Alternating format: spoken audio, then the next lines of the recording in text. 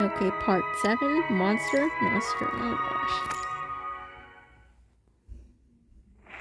The sea surface is not far from Copperfield Aquarium. The sky hangs dark and heavy as a massive storm brews on the horizon. A vessel tears through the gloomy clouds. Does it really take this much effort to locate an aquarium's drainage outlets? Huh? This hole hasn't seen maintenance in ages.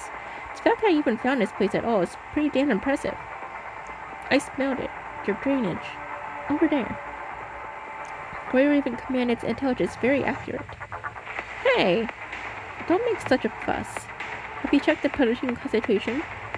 Hold on a second. Oh, the pollution concentration here is way higher than in the waters we just came through. Not bad for the Grey Raven commandant. Enough talk. Let's get off the boat. The speedboat bogs precariously as it pulls up to the beach. Turning the corner around a sand dune, we spot a drainage outlet, taller than a person losing a small patch of the red tide that practically surrounds it. Those descendants are as tasteless as always. Do they really breed all these? Noctis casually eliminates a still-wrapping hetero creature. A look of pure disgust on his face. That's not even half of it. The red-haired construct kneels, examining the hetero creature's corpse. This isn't a hetero creature. This thing used to be human. Scratch the fabric now. Yeah, completely corrupted by the red tide, clinging to the massive flesh, likely what's left of some unlucky construct, or maybe just some poor soul who wandered in. Ascendant. Annoying. Keep your eyes peeled. Given the heavy punishing concentration around here, Ascendants are probably still working nearby. That's perfect. Just when you need to warm up these fists. Mission first. Get the mega weapons deployed near the sea surface outlet. These two from the Starclock better pick up the pace, I'm afraid. She narrows her eyes, sensing the agitated punching fires in the air. I'm afraid the Ascendants have already gotten wind of us the moment we hit the beach.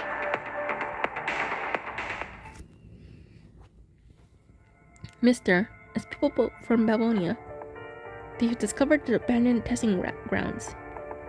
On the monitor, the red-haired construct stares provocatively at the micro-camera, clearly tracking down such electronic devices no sweat for Babylonia personnel. Mister, should we drive them away? How is this fusion of Chico and the hetero creature humanoid progressing? The incubation isn't complete yet. The progress has been smooth so far, but it'll take more time. Open the floodgates. Unleash the red tides that put up at the bottom of the abandoned testing grounds. Mister? Lita is rarely ever stopped. Chico's incubation isn't complete yet. She's still in the storage tank on the lower third level. What I'm trying to say is, if we release a red tide, the experiment might fail. Once those floodgates are open, take Chico and head for the backup facility on the island to keep going. I have already left enough materials there. Mister, what about you? I'll stay behind to handle the storage tank situation. Once I'm done, I'll catch up with you at the island. I see. He obediently leads the monitoring room. Vonnegut stands in the empty room, his eyes clouded with thought. He flicks through the surveillance feeds, watching the Grey Raven commandant and Lucy's group close in on Bianca's location.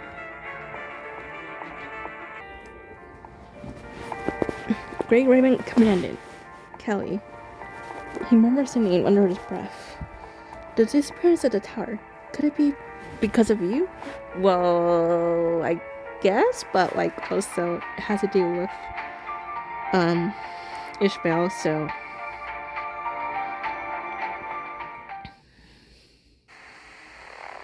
the purple haircut as an just like a phantom through this graveyard of their own making. He expertly weeds through the tight spots, with the creepy hetero creatures acting like docile kittens at his command. Here, he comes to a halt right over the massive red tide storage tank.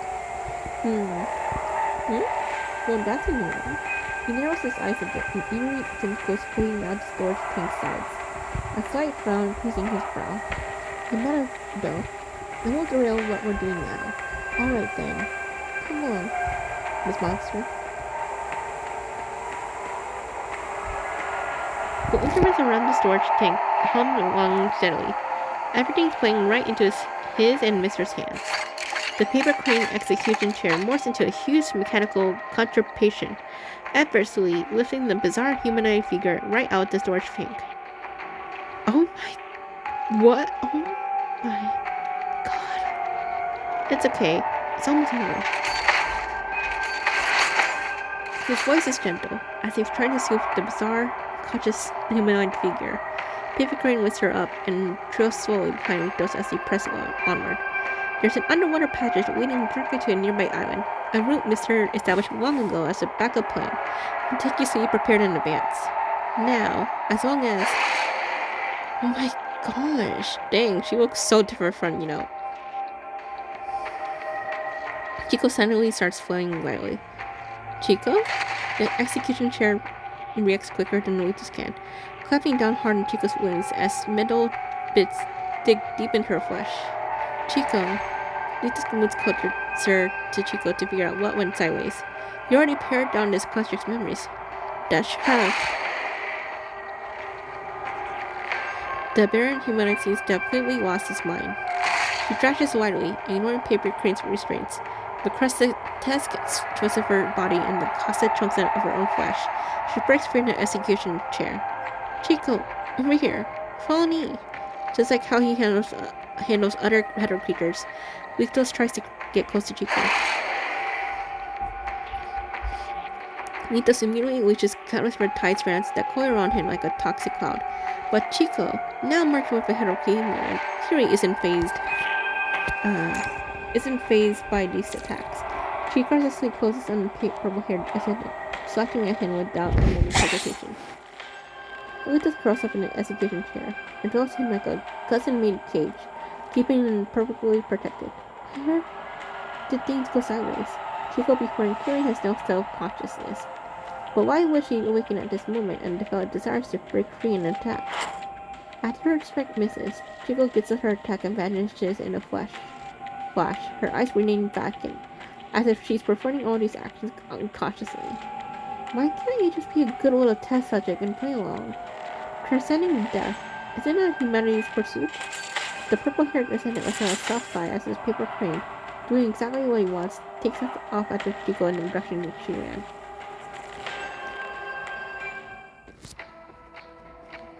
Airplane's range outlet. Number 21 squints and cocks her head, listening hard for something after taking out the third mini surveillance camera. Number 21? Captain, I hear something over there. Back up. The thing totally back away. 5 minutes later, a thin string of red tide oozes out the massive drainage shower, slithering forward with a thick, wriggling movement. Ha ha ha! You're an idiot, 21. Is this what you heard? No. Wait.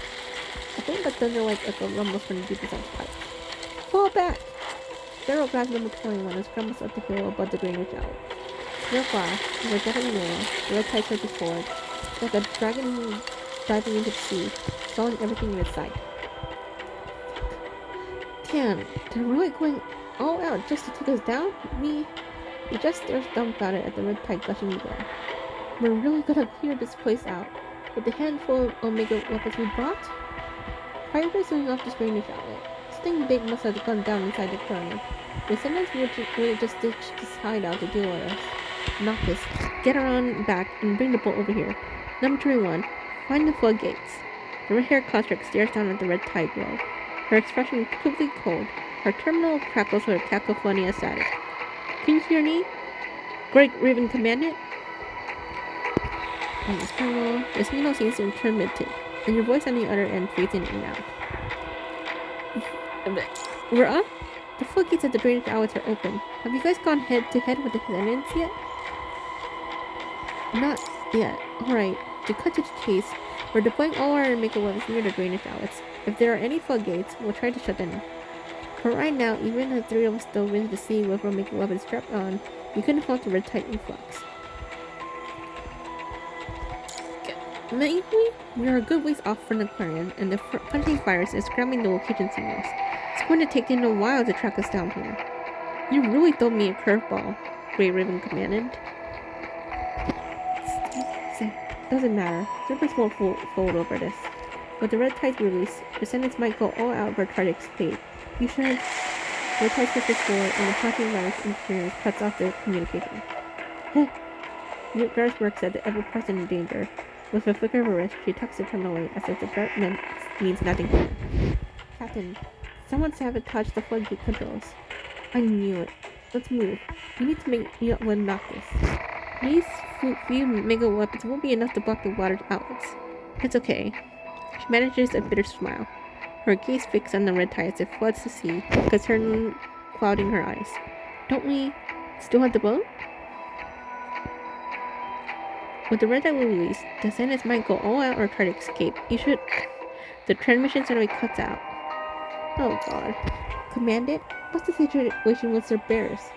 The red tide has been released from the drainage outlets. The Senators might try to escape or watch an attack. But we haven't run into any sustenance yet. They're probably watching us through surveillance or something. Inside the clearest massive tank, several bionic fish swim silently. We're currently in a glider on the lowest second full level. Lulu hasn't been lying, at least not about the directions. She has successfully led the group around most of the red tide contamination and cluster areas on the lower second level, bringing you to the lower third level's entrance. If we go any deeper, we'll probably lose contact with Babylonia. Every single transmission from biomechanical cut off all after they went into the tower's second level. Wanshi, please take the intel samples we gathered so far back to Babylonia first. Roger that. This rough, narrow terrain isn't favorable for Stanford to operate effectively, but than continuing to explore forward, he's better suited to help you secure a return route first. Anyone who wants to build now can head back with Wanshi. Most of it is anyone who wants to build talk. If you're talking about me, just spit it out. Not only am I leaving, I haven't found Grace yet. Even the red tide swallowed her whole, I'm still dragging her back with me. From and you came to quick ways. Insinuating that Lulu's not going to hold the group back. Alright, let's go.